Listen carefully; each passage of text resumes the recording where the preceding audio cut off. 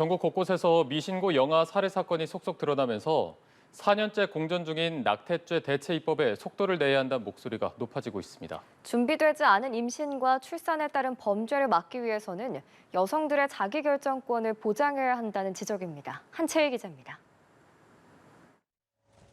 출산 직후 두 아이를 연이어 살해한 뒤 시신을 냉장고에 보관했던 수원의 30대 친모. 경찰 조사에서 수백만 원의 낙태 비용이 부담돼 범행을 저질렀다고 진술했습니다.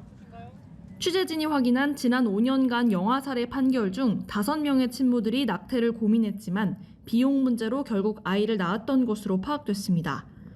임신 중단을 안전하게 할 방법이 없으니 불법 낙태약을 복용한 경우도 있었습니다.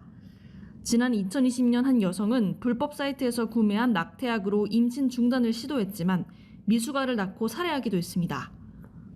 이 같은 영아 살해와 유기 사건을 줄이기 위해서는 공전 중인 낙태죄 대체 입법 논의에 속도를 내야 한다는 목소리가 커지고 있습니다.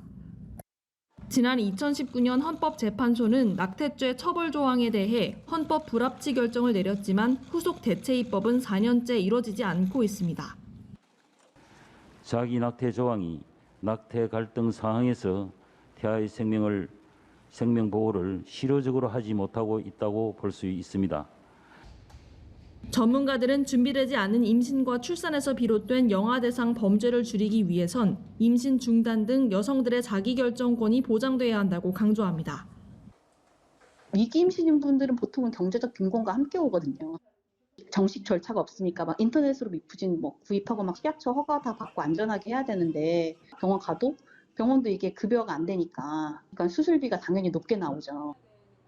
일각에서는 임신 중단에 대한 사회적 의견차가 첨예하고 사실상 낙태죄의 실효성이 사라진 만큼 태아와 산모에 대한 실질적인 지원을 제도화하는 논의가 필요하다는 의견도 나옵니다. 연합뉴스TV 한채입니다.